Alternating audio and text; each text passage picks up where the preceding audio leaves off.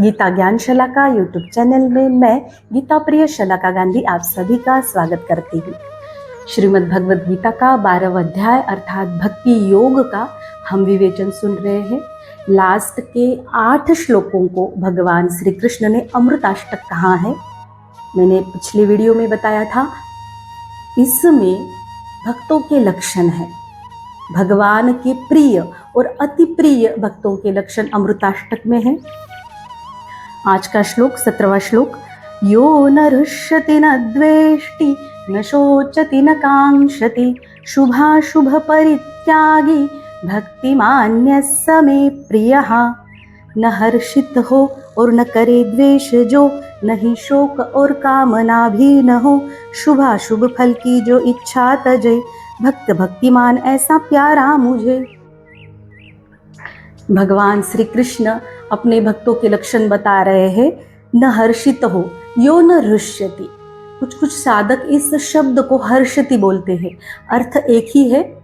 भगवान यहाँ पे कहते हैं कि मेरा भक्त कभी हर्षित नहीं होता, आनंदित नहीं होता। ऐसा क्यों कहा भगवान ने? हर्षित और आनंदित अलग अलग शब्द है। जो कुछ हम भौतिक जगत में रह रहे हैं और भौतिक वस्तुओं का, व्यक्तियों का और परिस्थितियों का सुख लेते हैं, उसको हर्ष बोलते हैं। तो भगवान की यहाँ पे इच्छा है कि मेरा भक्त बाहर से सुख ना ले, अपनी मस्ती में, अपनी भक्ति में आनंदित रहे। न द्वेष्टि, भगवान कहते हैं कि मेरा भक्त किसी से द्वेष नहीं करता। न शोचति, शोचति का अर्थ है शोक। शोक का अर्थ है जो कुछ हमारे साथ भूतकाल में घटना हुई और हम अभी तक उसका शोक कर रहे, अभी तक दुख कर रहे कि मैंने तब वहां पे वैसा क्यों नहीं किया, मैंने वहां पे क्यों कुछ नहीं बोला, मुझे ऐसा कुछ वहां पे कहना था।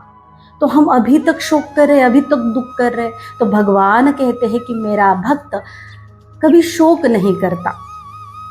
न कांक्षति, भगवान कहते हैं कि मेरा भक्त किसी से इच्छा नहीं रखता, अपेक्षा नहीं रखता।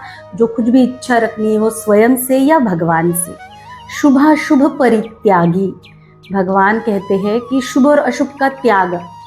अब अशुभ का त्याग तो ठीक है, लेकिन शुभ का त्याग क्यों कहा भगवान ने? सुख संगेन बध्नाति, 14वें अध्याय का 6वां श्लोक है। सुख बांधता है जब हम कुछ शुभ कर्म करते हैं। जैसे किसी व्यक्ति ने भंडारा किया, भोजन दिया, जैसे कोई व्यक्ति गौशाला में दान पुण्य कमा रहा है, तो उसका अहंकार बढ़ने लगता है और एक सुख की अपेक्षा होती है कि मैं इतना पुण्य कमा रहा हूँ। तो भगवान की इच्छा है कि वो उस कर्तापन का अभिमान छोड़कर कर्म करे। इसीलिए भगवान ने शुभाशुभ परित्यागी कहा है। और भक्तिमान्य स मे प्रियः, भगवान कहते हैं कि ऐसा भक्त भक्तिमान है, जैसे बलवान, ऐश्वर्यवान, धनवान, वैसे भक्तिमान। आगे का श्लोक, समशत्रौ च मित्रे च तथा मानापमानयोः शीतोष्ण सुख दुःखेषु समसंग विवर्जितः। शत्रु मित्र दोनों है जिसको समान, बराबर ही समझे जो अपमान मान। सर्दी हो गर्मी या सुख दुख भी, आसक्ति जिसकी किसी से नहीं। ये जो सारी सृष्टि, ये जो पूरी दुनिया भगवान ने बनाई है, दो चीजों से, इसीलिए दुई बोलते हैं ना, दुनिया।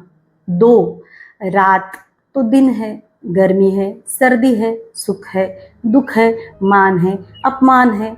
ये सारा द्वंद्वों से, जो द्वंद्वातीत होता है, द्वंद्वों से अतीत होता है, तो वो अपनी ब्रह्म स्थिति में, आत्मा स्थिति में रहता है। तो भगवान की इच्छा है कि मेरा भक्त इस द्वंद्वों से दूर रहे। समशत्रौ च मित्रे च, थोड़े ना कठिन श्लोक, मतलब अर्थ बहुत कठिन है। गुण लेना, ये लक्षण अपने जीवन में उतारना हमें अभी तो कठिन लगेगा, क्योंकि ये कलयुग है। ये सारे गुण जो अभी 4 श्लोकों के हैं ना, तो वो कलयुग में संतों के ही जीवन में दिखाई देंगे। साधारण मनुष्य की बात बहुत कठिन है। समशत्रौ च मित्रे च, जो शत्रु और मित्र को समान मानता हो, तथा मानापमान, मान और अपमान में भी भगवान कहते हैं उसकी समबुद्धि हो। शीतोष्ण, शीत और उष्ण, ठंडी और गर्मी में भी उसकी बुद्धि स्थिर है, समान है। समसंग विवर्जिता, आसक्ति नहीं कि किसी को अगर बहुत ठंडी अच्छी लगी, गर्मी ना आए तो ठंड से आसक्ति कर दी, किसी ने सिर्फ सुख से आसक्ति कर दी, किसी ने सिर्फ मान से आसक्ति कर दी। तो भगवान की यहाँ पे इच्छा है कि वो आसक्ति रहित जीवन जिए।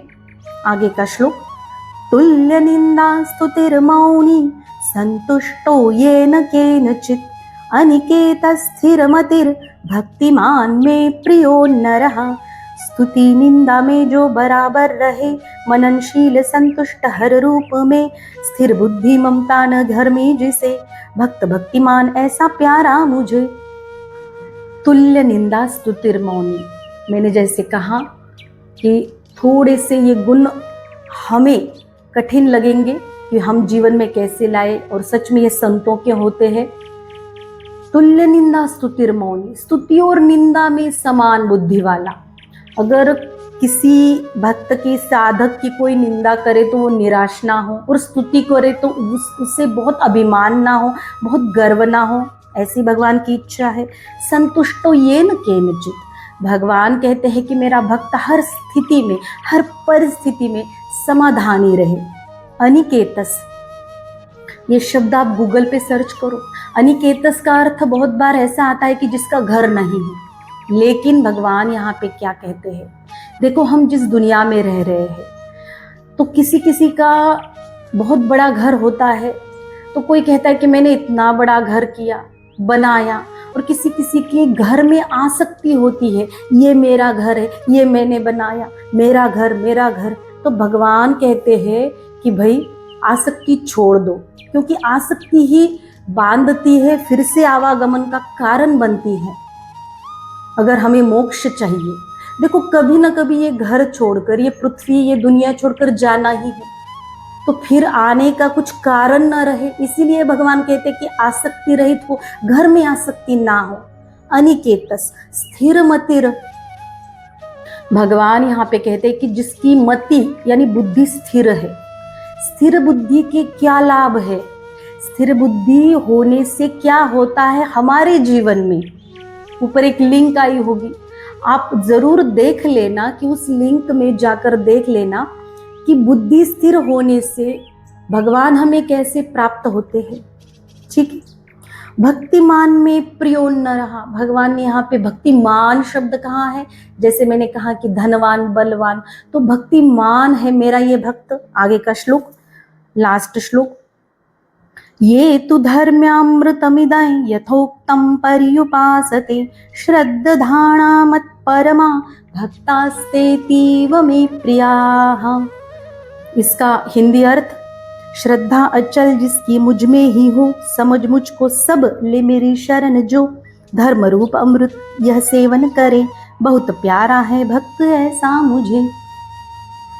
श्रद्धा अचल, भगवान कहते हैं इस 8 श्लोकों को, इन लास्ट के 8 श्लोकों को अमृताष्टक कहा है।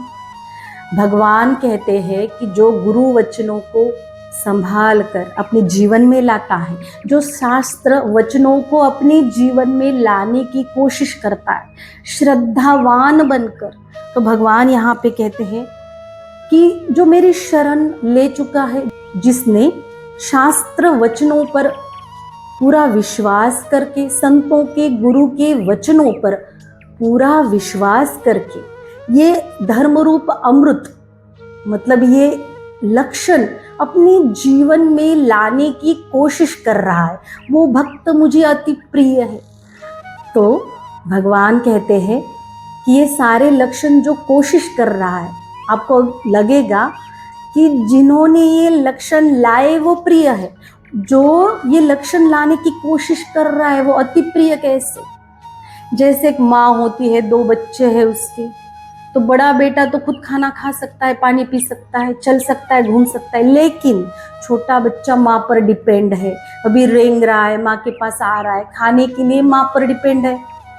तो वो माँ, देखो प्यार तो दोनों को एक साथ एक जैसा ही करेगी, लेकिन ज्यादा चिंता, ज्यादा केयर तो छोटे बच्चे की करेगी, ज्यादा लाड़ प्यार। तो भगवान का प्रिय और प्यारा भक्त, अति प्रिय भक्त बनना है तो कोशिश करो कि इसमें से कुछ तो लक्षण हम अपने जीवन में लाए।